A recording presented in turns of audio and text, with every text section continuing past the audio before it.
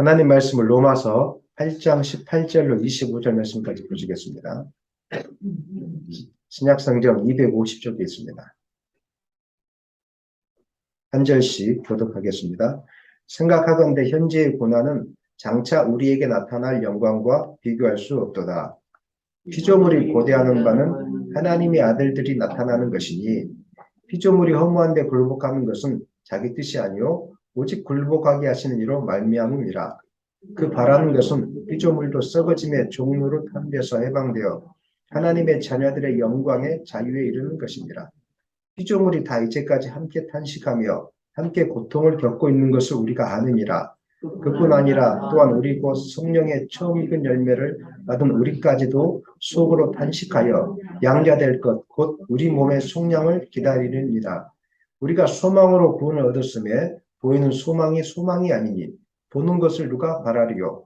만일 우리가 보지 못하는 것을 바라면 참음으로 기다릴지니라. 아멘. 하나님 말씀 제목 한번 크게 읽겠습니다. 참음으로 기다릴지니라. 아멘. 계속적으로 로마서를 강의하고 있는데 바울은 그리스도인들은 과연 죄를 가까이 할 수 있는가? 이 질문을 우리에게 계속 던지고 있습니다. 사랑하는 여러분, 그리스도인들이 죄를 가까이 하고 죄와 함께 동행하는 삶을 살 수 있겠습니까? 하나님은 바울을 통해서 그것이 아니라는 것을 분명하게 우리에게 계속 교훈해주고 있는데 예수님을 통해서 우리가 죄 사함받은 하나님의 자녀가 되었지만 여전히 죄는 시퍼렇게 살아있어서 우리를 계속 공격해오고 있습니다. 그래서 할 수 있는 대로 이 땅의 것에 집중하게 만들고 이 땅의 것에 바라보게 만들다가 속상하게 만들고 질투하게 만들고 싸우게 만들고 늘 우리 마음속에서 갈등을 일으키게 하는 것이 바로 죄의 정욕이라는 것입니다. 우리 안에 하나님의 뜻에 순종하고자 하는 마음이 존재합니다. 여러분들이 하나님 뜻에 순종하려고 하는 마음이 있었기 때문에 이 주일날 예배 자리에 나온 것입니다. 근데 반대로 그럼에도 불구하고 여전히 우리 속에는 죄가 시퍼렇게 살아서 하나님의 뜻을 저버리고 육신이 원하는 대로 쫓아가려고 하는 그런 마음들이 여전히 갈등을 우리 가운데 일으키고 있다는 것입니다. 예수님의 사람은 성령이 우리 가운데 있다는 것을 여러분 믿으십니까? 성령이 우리 가운데 계셔서 성령께서 무엇이 하나님의 뜻인지 아닌지를 날마다 생각나게 해주십니다. 그래서 영적으로 성숙한 사람들은 이 성령의 음성을 깨닫고 이 음성에 반응을 하기 시작합니다.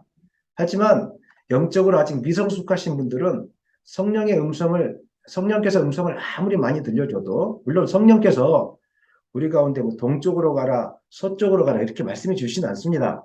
하지만 양심을 통해서 이렇게 하면 안 되겠구나. 내가 조금 이렇게 해야 되겠구나라고 깨닫게 해주시는 것이죠. 그리고 주일날 말씀을 통해서 무엇이 하나님의 뜻인지를 밝히 알아내게 해주시는 분이 바로 성령님이십니다. 성령님이 여러분과 함께하지 않으면 제가 이렇게 아무리 설교 말씀을 전해도 깨닫지 못합니다. 저게 무슨 말이지 하면서 그냥 졸리기만 졸리고 깨닫지는 못합니다. 하지만 성령이 역사하시면 제가 아무리 어려운 말씀을 할지라도 말씀이 이해가 되기 시작합니다. 그리고 천국이 보여지기 시작하고 하나님이 나와 함께 하심이 깨달아지기 시작하는 겁니다. 그리고 예배 자리가 뭐 수천 명이 모였든지 아니면 뭐 한 명이 모였든지 그 중요하지 않습니다. 성령님이 나와 함께 하기 때문에 이곳이 천국이라는 그 사실이 보여지고 깨달아지기 때문에 우리가 기쁨으로 예배하게 되는 것입니다. 여러분 가운데 성령 있음을 믿으십니까? 이 성령을 위해서 우리 가운데 음성을 들려주셔서 하나님의 뜻에 순종할 수 있도록 도와준다는 겁니다. 그래서 성령을 따라갈 때 우리가 죄를 이길 수 있는 힘이 생기는 것이고 성령을 따라갈 때 기도가 되는 것이고 성령을 따라갈 때 악한 영을 물리치는 역사가 우리 가운데 있게 되는 것입니다. 그래서 바울은 로마서 8장 8절 9절 말씀에서 이렇게 말씀하고 있습니다. 읽겠습니다. 육신에 있는 자들은 하나님을 기쁘시게 할 수 없느니라. 만일 너희 속에 하나님의 영이 거하시면 너희가 육신에 있지 아니하고 영에 있나니 누구든지 그리스도의 영이 없으면 그리스도의 사람이 아니라. 한마디로 말하면 그리스도의 사람은 그 안에 성령이 있기 때문에 죄를 멀리한다고요, 가까이 한다고요? 멀리할 수밖에 없어요. 예수를 믿으면서도 죄를 쉽게 짓는 분들 계시는데 그분들은 아마 제가 함부로 말할 수 없지만 오늘 9절 말씀에 보면은 그리스도의 사람이 아닐 가능성이 많이 있습니다. 그리스도의 영이 있으면은 절대 죄를 가까이 할 수가 없습니다. 어떻게 그리스도의 영이 있는데 입에서 욕설이 나오고 입에서 거짓말이 나오고 어떻게 거짓된 것들을 쫓아갈 수 있겠습니까? 그리스도의 영은 선한 영이기 때문에 진리의 영이기 때문에 우리가 거짓된 것들을 절대 쫓아가지 못합니다. 그렇기 때문에 우리 교인들은 그렇지 않지만 내가 예수를 믿어서 교회에 다녔다고 해서 내가 천국이 보장되어 있구나 이런 맹신, 잘못된 맹신 속에 여러분 들어가면 안 됩니다. 항상 자기를 점검해야 됩니다. 내가 아무리 교회를 다닌다고 할지라도 내가 입술로 예수를 믿고 세례를 받았다고 할지라도 마음속에 그리스도의 영이 없어서 거짓된 것을 좋아하고 성령을 쫓아 행하지 않는다면 이 사람은 아직 그리스도의 사람이 아닐 가능성이 많이 있다는 것입니다. 이것을 여러분들이 염두하시고 말씀을 받기를 원합니다. 그리고 하나님의 영으로 인도함을 받은 그리스도인들은 하나님을 아버지라고 부를 수 있는 특권이 주어져 있습니다. 8장 14절 읽겠습니다. 그릇 하나님의 영으로 인도함을 받는 사람은 곧 하나님의 아들이라. 이 안에 많은 그 내용이 내포되어 있습니다. 하나님의 아들이라는 것은 무슨 뜻입니까? 나중에 주어질 하늘나라의 영광과 그 놀라운 하늘나라를 소유할 특권, 상속의 권세가 우리 가운데 주어져 있다는 것입니다. 여러분 믿으십니까? 세상에는 고난이 많습니다. 세상에는 아픔이 많습니다. 하지만 우리는 하나님의 자녀인 것, 상속자인 것을 기억하면서 이 땅을 살아가야 되는 것입니다. 사람들이 왜 너희들은 그렇게 거룩하게 살려고 하느냐? 왜 죄를 짓지 않으려고 하느냐? 이렇게 묻는다면 한 가지밖에 없습니다. 우리에게 영원한 하늘나라가 상속되어 있기 때문에 그런 것입니다. 여러분 믿으십니까? 하늘나라가 없다면 우리도 육체의 소욕을 따라서 아무렇게나 살아도 되는 겁니다. 하지만 영원한 하늘나라가 분명하게 존재하고 있기 때문에 영원한 하나님을 만날 그날이 있기 때문에 우리는 이 땅에서 함부로 살지 못하는 것입니다. 이 땅은 다시 만날 그 주님을 고대하며 사는 날이 바로 이 땅에서 사는 삶이 되어야 될 줄로 믿습니다. 그렇기 때문에 하나님이 계시고 천국이 있고 나중에 영광을 상속받을 하나님의 백성이기 때문에 우리가 죄를 짓지 않고 함부로 살지 않고 사람의 눈치 바라보지 않고 하나님 바라보면서 우리가 정직하게 오늘도 살아가려고 노력해야 된다는 것입니다. 여러분이 날마다 성령의 음성에 민감하기를 소망합니다. 예배 시간에도 성령의 음성에 민감해야 되겠고 또 끝나고 나서 집으로 돌아가는 길 가운데서도 성령의 음성에 민감해야 되겠고 그 다음에 이제 난리와 소문이 들려오는 그 순간에도 성령의 음성에 민감해야 될 줄로 믿습니다. 성령의 음성에 민감하게 반응하면은 우리 가운데 평안이 찾아오는 것이고 기쁨이 찾아오는 것입니다. 그리고 성령의 음성에 민감하게 반응하면 세상 사람들이 쫓아가는 그 쾌락이나 물질의 소유로 인해서 우리가 실족하지 않습니다. 우리가 살면서 하나님, 옆집은 저렇게 잘 살고 좋은 차도 타고 다니는데 나는 왜 그렇게 못합니까? 라는 생각이 들 때도 있고 또 옆집 아이들은 알아서 공부도 잘해주는 것 같은데 우리 아이들은 그렇지 못하는 것 같기도 하고 이렇게 비교할 때가 많이 있거든요. 그럴 때마다 성령의 음성을 듣기를 소망합니다.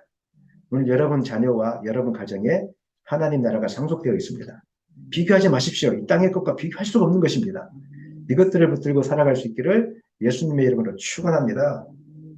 그러면서 이제 18절 이하에서는 바울이 우리가 육체의 쾌락에 매여서 살 수 없는 존재인 것을 말씀했던 바울이 18절 이하에서는 무슨 말씀하고 있냐면 참음으로 기다릴지니라 이렇게 말씀하고 있습니다. 한번 따라해 보시죠. 참음으로 기다릴지니라. 왜 그랬을까? 왜 하나님의 백성으로 이 땅을 살아갈 때 참음으로 왜 우리가 기다려야 하는 것인가? 그 이유를 이야기해 주고 있는데 바로 성령을 쫓아가는 삶에는 반드시 고난이 동반되기 때문에 그렇습니다. 우리 로마서 8장 17절 말씀 읽겠습니다. 자녀이면 또한 상속자, 곧 하나님의 상속자요.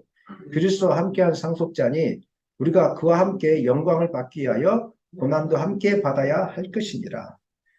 성령을 쫓아가는 삶이 쉬운 삶은 아닙니다. 여러분들이 성령을 쫓아가지 않으면 어떤 고난도 당하지 않아도 됩니다. 하지만 성령을 쫓아가려고 하는 그 순간에 우리 가운데 고난이 찾아옵니다. 왜 우리 가운데 고난이 찾아올까요? 예수님을 말씀에 순종하고 하나님을 쫓아가는데 복이 임해야지, 평안이 임해야지 왜 고난이 쫓아올까요? 성경은 두 가지 정도를 이야기하고 있는데 첫 번째가 바로 세상 사람들이 그리스도를 싫어하기 때문에 그렇습니다. 세상 사람들이 그리스도를 싫어하기 때문에 여러분 그런 거 있지 않습니까? 여러분 어떤 옆집에 있는 분들과 혹시 관계가 좋은지 안 좋은지 모르겠지만, 우리 권사님, 옆에 있는 앞집과 관계는 좋으시죠? 네, 잘 모르겠습니까? 관계가 나쁘면 그 사람하고만 관계가 나쁩니까? 아니면 그 집 식구들과도 관계가 나빠집니까? 식구들과도 관계가 나빠지는 거예요. 여러분들이 은빛교회를 다니고 있는데 만약에 주변에 있는 어떤 분이 저를 싫어한다면 그 주변에 있는 어떤 분들은 저만 싫어하는 것이 아니라 은빛교회 성도들이라고 하면 그냥 지긋지긋하고 싫어하게 되는 거예요. 이게 바로 이제 공동체 안에 속해 있는 사회성의 법칙인데, 여러분들이 그리스도 안에 속하지 않았다면 세상 사람들은 여러분을 미워하지 않을 거예요. 근데 세상 사람들은 그리스도를 되게 싫어해요. 존재 자체가 싫은 거예요. 왜 싫은지 아세요? 죄가 드러나기 때문에. 지옥이 있다는 걸 자꾸 인식해야 되기 때문에 이게 너무 싫은 거예요. 그렇기 때문에 그리스도 안에 속한 사람들조차도 싫어요. 보기 싫은 거예요. 물론 요즘에는 기독교가 그 잘못된 길로 육체의 욕심을 쫓아가는 바람에 세상에서 욕을 많이 먹지만, 우리는 그것 때문에 욕을 먹어야 될 사람들이 아니라 오직 그리스도께 속해 있다는 것만으로도 욕을 먹는 그런 사람들이 되었으면 좋겠습니다. 이게 정상이라고 성경은 말씀하고 있는데, 요한복음 17장 14절 말씀 읽겠습니다. 내가 아버지의 말씀을 그들에게 주었사오매 세상이 그들을 미워하였사오니 이는 내가 세상에 속하지 아니함 같이 그들도 세상에 속하지 아니함으로 인함이니이다. 예수님 말씀하잖아요. 세상이 제자들을 미워하고 그리스도인들을 미워하는 이유는 내가 세상에 속하지 않은 것 같이 우리 제자들도 그리스도인들도 세상에 속하지 않았기 때문에 세상이 미워한다, 이렇게 이야기하고 있고, 요한복음 15장 19절 말씀에서도 이렇게 이야기하고 있습니다. 크게 읽어보겠습니다.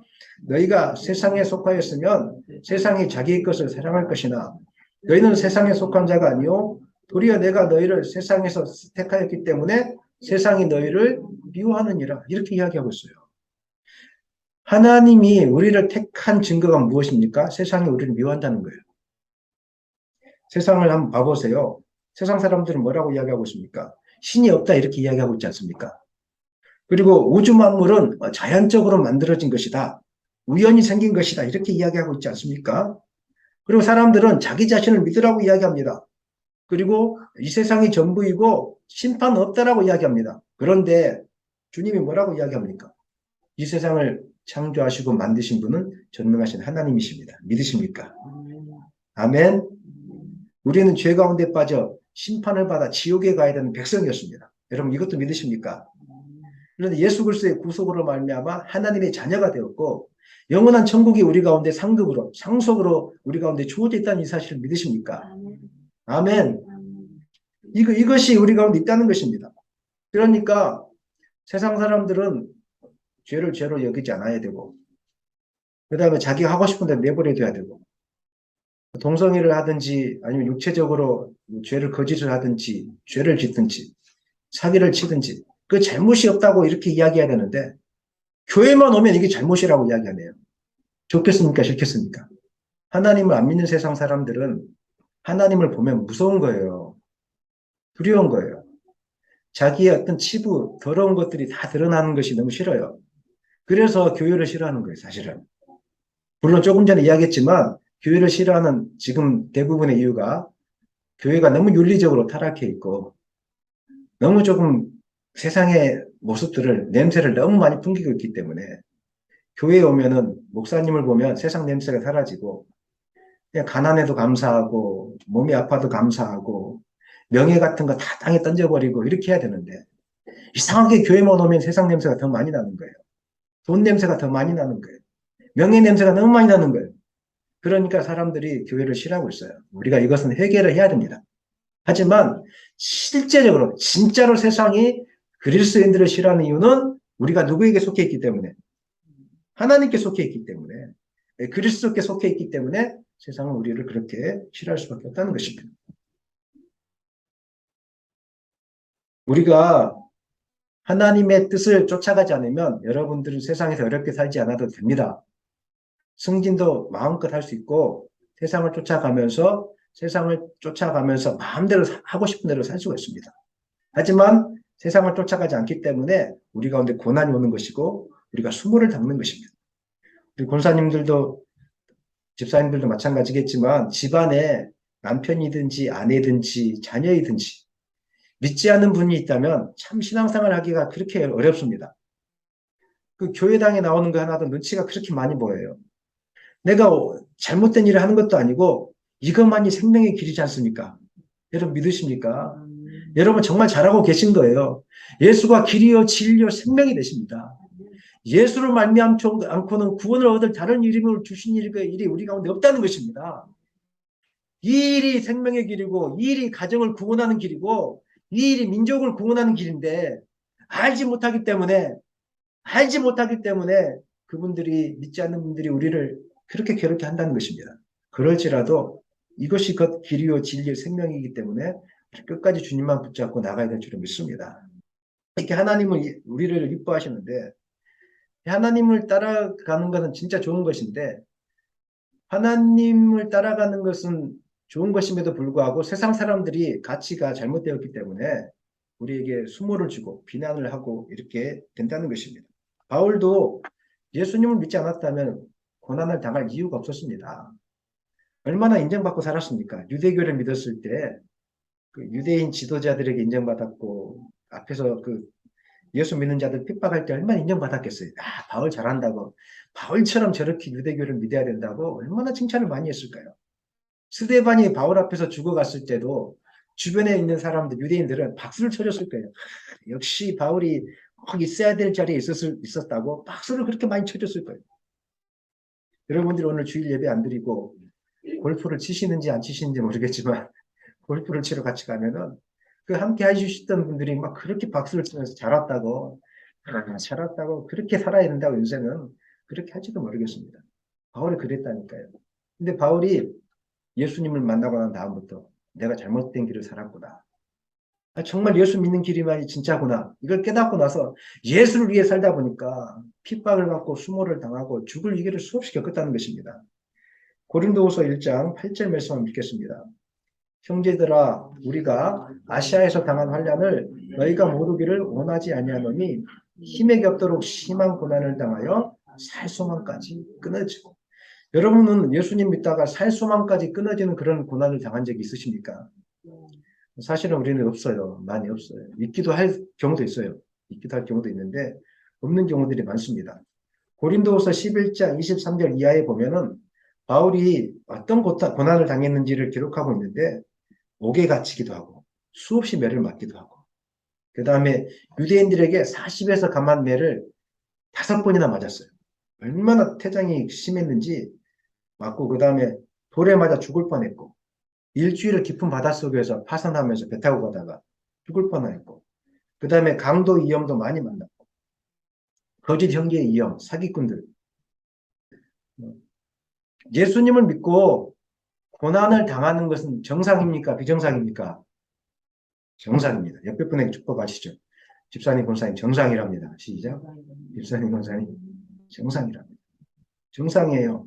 그리스도인이 예수를 믿으면서 고난을 당하지 않았다는 게 이게 비정상이에요. 제대로 믿으면 수모를 겪게 돼 있고 제대로 믿으면 욕을 당하게 돼 있어요. 제가 복음을 전하지 않으면 수모를 겪을 일이 하나도 없습니다. 근데 오늘 오후부터 당장 제가 전도지를 들고 밖에 나가서 복음을 전하는 순간 수모를 겪게 돼 있어요. 우리 권사님 수모를 많이 겪으셨어요. 앞에서 전도지 나눠주고 있을 때 옆에서 신고가 들어왔어요. 전도지 나눠. 그럼에도 불구하고 우리는 복음을 증거해야 될 줄을 믿습니다. 제가 계속 기도하고 있어요. 이제 복음을 전해야 될 때가 된 것 같은데. 코로나도 이제 잠잠해져 가고 있고, 이제는 복음을 들고 나가야 될 때가 됩니다. 우리가 외치지 않으면 돌들을 통해서 하나님 외치게 한다고 하셨잖아요. 우리가 선포하지 않으면 누가 복음을 선포하겠습니까? 듣든지 아니 듣든지 우리는 전도지를 주면서 예수 믿으라고 하는 것밖에 없어요. 그게 하나님 기뻐하는 일이에요. 예수 믿고 평안하고 건강하게 행복하게 잘 사는 거 물론 그런 복을 받으시길 소망합니다. 하지만 그것으로 인생을 끝내버린다면 불행한 인생이 되는 거예요. 가장 가치 있는 인생은 전도하며 예수 그리스도의 복음을 증가하는 인생이에요. 바울이 왜 고난을 당했습니까? 바울이 왜 수모를 겪었습니까? 예수님 왜 십자가에서 죽으셨습니까? 이 땅에 있는 영혼을 구원하라는 거 아니겠습니까? 많은 영혼 구원하지 못할지라도 오늘 여러분 가족에 있는 식구들 위해서 기도하시고 특별히 듣든지 아니 듣든지 우리가 이제 복음을 들고 나아가는 그런 삶을 살 수 있기를 예수님의 이름으로 간절히 부탁드립니다. 그런데 이 땅을 살면서 그리스도인들은 이제 많은 고난을 당하게 돼 있는데 이 땅에서 그리스도인들이 고난만 당한다면 어떻게 이것을 우리가 기쁨으로 여기며 살 수 있겠습니까? 늘 고난뿐이라면 어떻게 이 신앙생활을 유지할 수 있겠느냐는 말입니다. 그렇게 하지 못합니다. 그것이 끝이라면, 고난이 끝이라면 절대로 이 길을 가지 못할 것입니다. 그래서 바울은 고난이 앞으로 주어지게 되겠지만 이것이 끝이 아니라 고난을 이길 수 있는 그 힘이 있다, 소망이 있다라고 우리에게 말씀하고 있습니다. 그 소망이 무엇인지 8장 18절 말씀에서 말씀하고 있습니다. 읽겠습니다. 생각하건대 현재의 고난은 장차 우리에게 나타날 영광과 비교할 수 없다. 한 번 더 읽겠습니다. 생각하건대 현재의 고난은 장차 우리에게 나타날 영광과 비교할 수 없다. 천국을 보고 온 사람이 있다면 지금 고난 당한 분들에게 큰 위로가 될 겁니다. 저는 아직 죽지 않았기 때문에 천국을 보지는 못했습니다. 하지만 성경에 기록된 천국은 어떤 것인지 잘 알고 있습니다. 그 천국은 슬픔이 없는 것입니다. 헤어짐이 없는 것입니다. 하나님과 함께 영광의 찬송을 부를 것입니다. 하나님 우리에게 영원한 상급을 주실 것입니다. 그 놀라운 천국을 보고 왔다면, 그리고 천국에서 고난이 어떻게 해석이 되는지 우리가 듣고 왔다면 우리는 고난 속에서도 감사함으로 믿음의 길을 가게 될 것입니다. 우리 권사님들이 지금 당하고 있는 고난, 천국의 입장에서 봤을 때는 하나님께서 큰 상급이 예비되어 있단다. 그 몸이 아프고 힘이 들고 가정에서 핍박이 있음에도 불구하고 그렇게 예배하려고 애를 쓰고 기도하려고 애를 쓰고 복음을 위해서 살려고 애를 쓰는 건 내가 다 알고 있다. 천국에 큰 상급이 있다라고 해준다면 그 소리를 듣는다면 우리가 고난을 이길 수 있지 않겠습니까? 오늘 바울이 그 이야기를 하고 있는 거예요. 지금 당한 고난은 복음을 위해서 당한 고난은 천국에서 받을 영원한 상급으로 대체되게 될 것이다. 이 이야기를 하고 있는 거예요. 하늘에 주어지는 그 영광 얼마나 큰 것인지 주님께서도 그렇게 말씀하신 적이 있으세요. 마태복음 5장 10절로 12절 읽겠습니다. 의를 위하여 박해를 받은 자는 복이 있나니 천국이 그들의 것임이라. 나로 말미암아 너희를 욕하고 박해하고 거짓으로 너희를 거슬러 모든 악한 말을 할 때에는 너희에게 복이 있나니 기뻐하고 즐거워하라. 하늘에서 너희의 상이 큼이라. 너희 전에 있던 선지자들도 이같이 박해합니다. 어떤 고난이 있습니까? 어떤 박해를 당하고 있습니까? 하나님께서 기뻐하고 즐거워하라고 말씀하고 있습니다. 눈에 보이지 않기 때문이지 보여진다면 여러분 그 박해도 기쁨으로 받게 될 것입니다. 그 수모도 기쁨으로 받게 될 것입니다. 아, 내가 수모를 당할 때 나는 진짜 하나님의 백성이구나 이걸 깨닫게 될 거예요. 여러분 좀 그렇게 했으면 좋겠어요. 여러분들이 복음을 전하다가 아니면 믿음의 길을 가다가 수모를 당하고 아픔을 당하고 비난을 당하고 핍박을 당할 때 아, 내가 진짜구나 이제. 나는 진짜 천국이 예비되어 있는 하늘의 상급이 예비되어 있는 하나님의 백성이구나. 이것 때문에 여러분 기뻐했으면 좋겠습니다. 아멘입니까? 아멘입니까?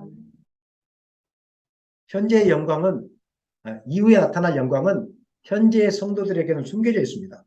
하지만 주님이 다시 오시는 그 재림의 날에 분명하게 드러나게 될 것입니다. 그럴 때 우리는 깨닫습니다. 내가 주를 위하여 고난당하는 것이 큰 복이었구나. 우리는 그때 깨닫게 될 것입니다. 내가 끝까지 예수를 믿었던 것이 정말 잘한 인생 삶이었구나. 여러분 아멘입니까? 이런 것들을 고백하게 될 거라는 것입니다. 그래서 바울은 디모데에게 보내는 유언과 같은 서신서에서 이렇게 이야기하고 있어요. 디모데후서 1장 8절 말씀 읽겠습니다. 그러므로 너는 내가 우리 주를 증언함과 또는 주를 위하여 갇힌 자 된 나를 부끄러워하지 말고 오직 하나님의 능력을 따라 복음과 함께 고난을 받으라. 사랑하는 여러분, 지금 바울은 감옥에 있고 머지않아 사형 선고를 받아 죽게 될 것입니다. 바울이 알고 있어요. 나는 죽는다. 이제 알고 있으면서 디모데에게 편지를 쓰고 있어요. 디모데에게 편지를 쓰면서 뭐라고 하고 있습니까? 갇힌 자 되네. 내가 옥에 갇혀 있다고 부끄러워하지 말아라. 복음은 진리이기 때문에. 예수는 진리이니까 부끄러워하지 말아라. 우리는 그렇게 살 수 있어. 걱정하지 마. 하지만 너한테 한 가지 부탁하고 싶은 유언이 있다. 그것은 고난을 피해 도망 다니거나 고난을 피할 방법은 어디 어디 집에 가라. 이것이 아니다. 복음과 함께 고난을 받으라. 여러분 자녀들에게 물어보겠습니다. 여러분 자녀들에게 지금 키우고 있는데 우리 딸내미에게 집사님 평생 복음과 함께 고난을 받으라 이렇게 유언하고 죽을 수 있겠습니까? 쉽지 않은 일입니다. 쉽지 않은 일이에요. 하지만 정말로 천국이 있다는 것을 아는 사람은 주님을 위해서 수고하고 헌신하는 그 대가가 얼마나 큰 것인지를 아는 사람은 자녀들에게 너 이 세상에서 성공해야 돼. 너 이 세상에서 좋은 아파트에 살아야 돼. 너 이 세상에서 좋은 대학 가야 돼. 이 말보다 더 많이 하는 게 너 예수 잘 믿어야 돼. 건강한 것보다 더 중요한 것은 믿음이 건강해야 돼. 그리고 너 이 땅을 살면서 그렇게 좋은 아파트에만 살고 좋은 자동차만 타고 다니고 나중에 하나님 앞에 섰을 때 어떻게 서려고. 그런 거 다 필요 없으니까 주님을 위해서 좀 살았으면 좋겠어. 너 공부 좀 못해도 괜찮아. 주님을 위해서, 복음을 위해서 고난을 받는 삶을 살았으면 좋겠어. 이것이 우리 부모 세대가 남겨야 될 메시지가 아니겠습니까? 바울은 자기의 영적인 아들과 같은 디모데에게 감옥에서 죽을 날을 고대하면서 주님 앞에 설 날을 고대하면서 교회를 크게 부흥시켜라. 헌금을 많이 걷어라. 교회당을 크게 건축해라. 이런 말 하지 않았어요. 복음과 함께 고난을 받으라. 사랑하는 여러분, 이것이 오늘 우리를 향한 하나님의 메시지입니다. 평생 살면서 뭔가를 이 땅에서 더 많이 얻으려고 살지 마십시오. 제발 부탁입니다. 뭔가를 더 많이 누리려고 살지 마십시오. 아이들과 유원지 좀 놀러 가는 거, 물론 그런 사람도 필요하겠지만, 그것 좀 못하면 어떻습니까? 우리가 이 땅에 사는 제일 되는 목적이 무엇입니까? 하나님의 영광을 위해 사는 게 아니겠습니까? 천국을 예비하는 앞으로 다가올 천국을 준비하는 삶을 살아야 되지 않겠습니까?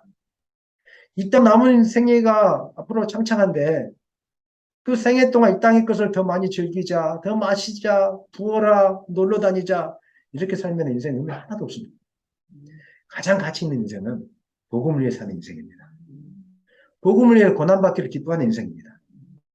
교회를 위해서 수고하고 주님 앞에 내 몸과 마음과 물질을 다 드리고 또 자녀들에게 복음의 비밀을 가르쳐드리고 자녀들에게 하나님의 길을 갈 수 있도록 지도해주고 이런 이야기들을 우리가 해주는 것이 남겨진 자들의 사명이 아니겠습니까?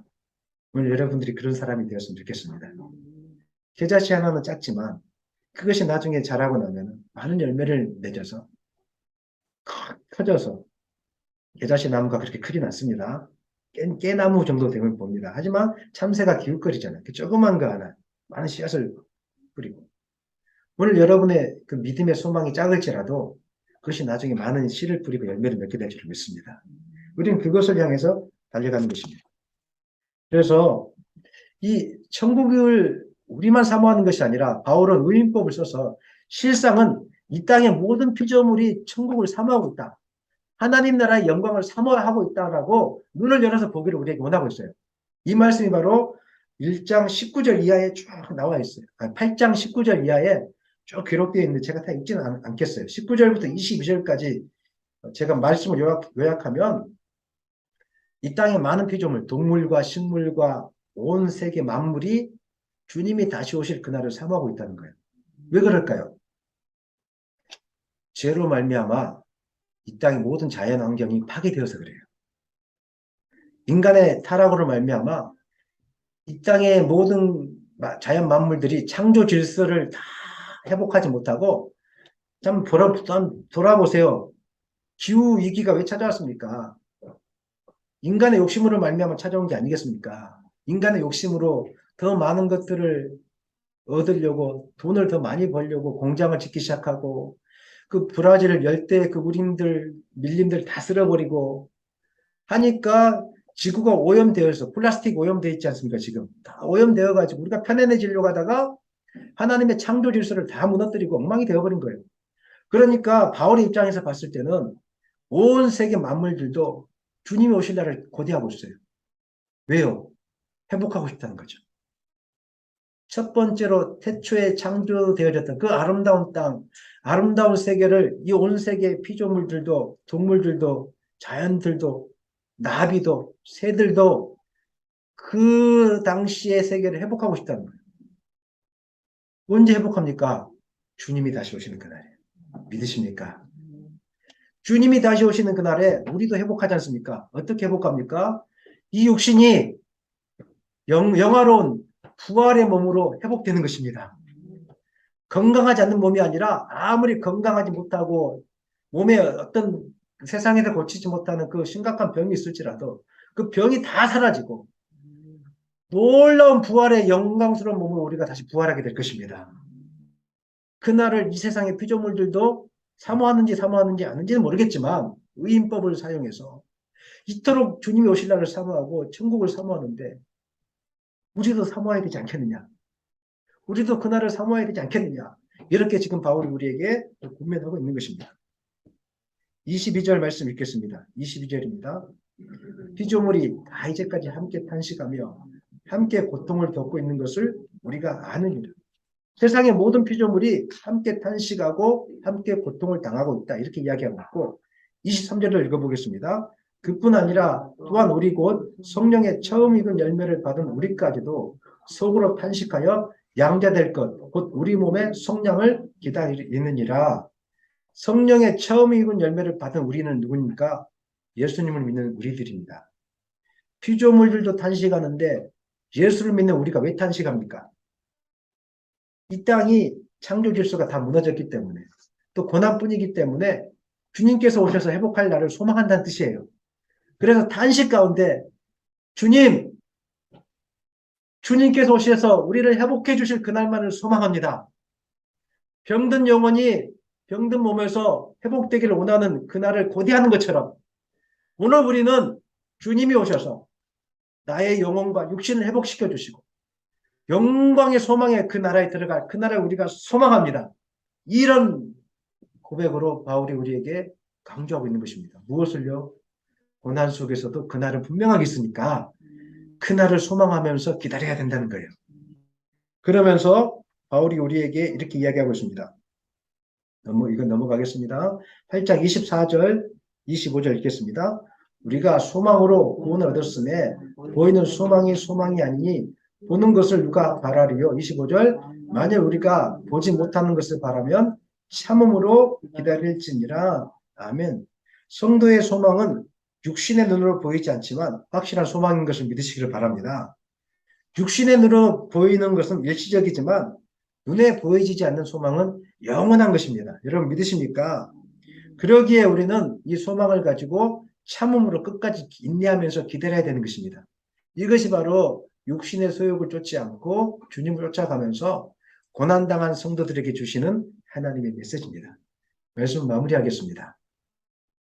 D-Day라는 말을 들어보셨습니까? D-Day는 어떤 특정한 날짜를 정해놓고 곧 다가온다는 뜻입니다. 결혼을 정해놓은 신부와 신랑에게 D-Day가 있지 않습니까? 그날을 준비하면서 몸과 마음을 정결하게 하고 특별한 사건들이 터지지 않을 수 있도록 조심하는 것이 바로 D-Day입니다. 우리 고등학교 다니는 아이들은 수능 시험이 D-Day이지 않겠습니까? 이 D-Day 날을 박아놓고 그 시간을 바라보면서 몸과 마음을 조심하고 공부를 하면서 그 D-Day를 준비하는 것입니다. 오늘 이 땅에 고난을 당한 그리스도인들에게 D-Day가 있습니다. 그것은 바로 주님이 다시 오시는 날입니다. 그리스도인들이 고난을 당할 때, 주님 위에 살다가 고난을 당할 때 그냥 참지 마시고 그날을 소망하면서 참기를 원합니다. 고난을 당한 만큼 하늘에서 상급이 클 것입니다. 아픔과 슬픔이 큰 만큼 하늘의 영광도 크게 될 것입니다. 끝까지 주님 오실 날 천국에 대한 소망을 가지고 참음으로 기다림으로 고난을 잘 이겨낼 수 있기를 예수님의 이름으로 간절히 축원합니다.